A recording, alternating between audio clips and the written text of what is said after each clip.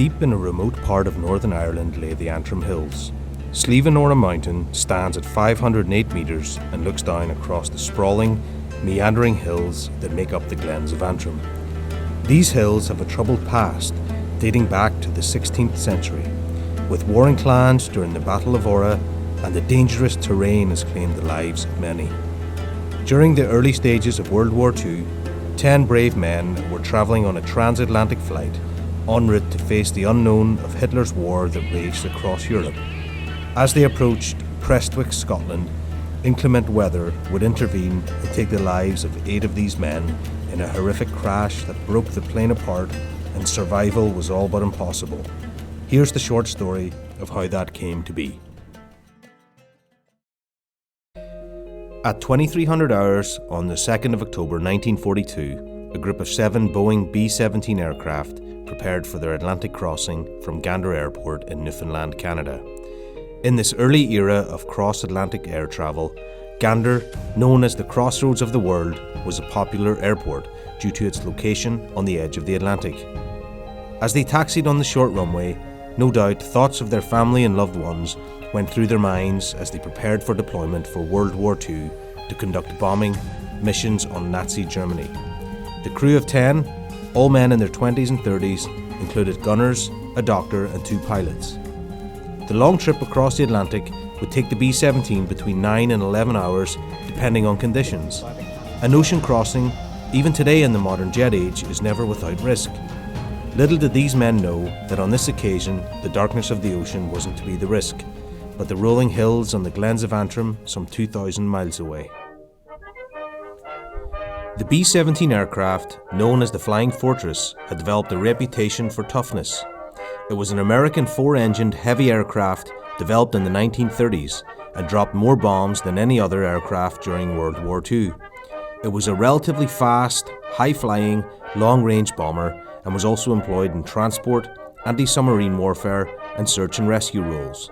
Specifications called for a plane that could carry a payload of 2,000 pounds, a distance of between 1,000 and 2,000 miles at a speed between 200 and 250 miles per hour.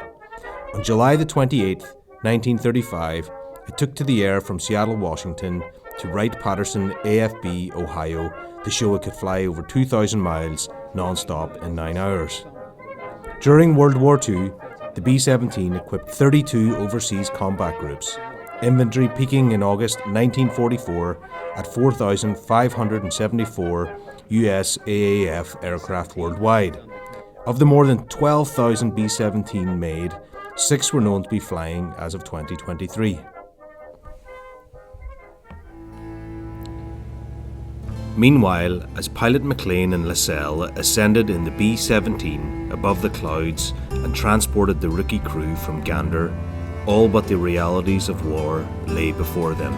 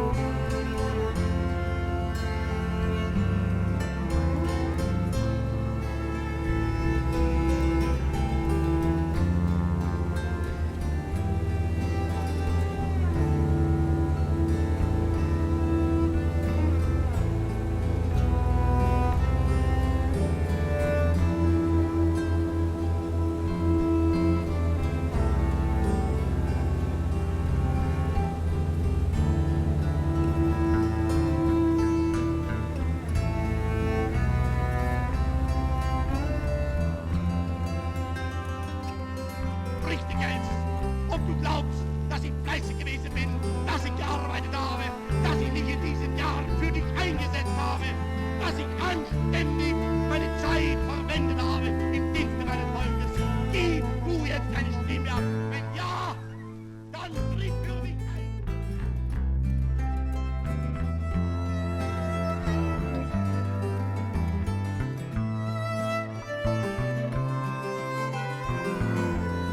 As the crew put the Atlantic Ocean behind them, they approached the scenic cliffs of the Causeway Coast in Northern Ireland. Bad weather had obscured visibility, and as the crew descended towards Prestwick Airport, the aircraft struck the ground near the peak of Slieveanorra. The details of the crash remained unknown for many years until documents were declassified. From this report, we learned that at 11:10 hours on October 3rd, 1942, the rear left-hand side of the B-17 struck the northwest side of the mountain, around 30 feet beneath the summit. The plane travelled on for approximately 100 feet across a gully before striking the hillside and bursting into flames. The right-hand wing and all 4 engines tore off from the fuselage during the crash. Of the 10 crew and passengers on board, the impact of the crash threw 5 clear of the wreckage. The remaining 5 remained trapped in the burning fuselage. 1 from each group survived the ordeal. Of those thrown clear, radio operator Wicks attempted to rescue Gibson, who was trapped from the waist down. As rescue operations got underway, William Murdoch of Ballykelly, County Antrim, drove Wicks and Harrison to a nearby hospital. 8 members of the crew sadly died that day, and Wicks and Harrison somehow survived. 2 of those on the B-17, radio operator Norman E. Wicks and Corporal Leon R. Harrison, are the ones that survived this very crash.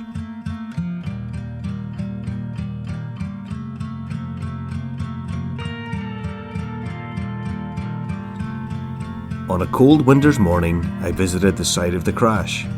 There are no remnants from that tragic day, no shards of metal or scars on the landscape other than a fitting memorial. It's hard to envisage what happened here. The site can be reached on a hike along the Moyle Way, which passes through undulating hills and forests with the area's most stunning scenery.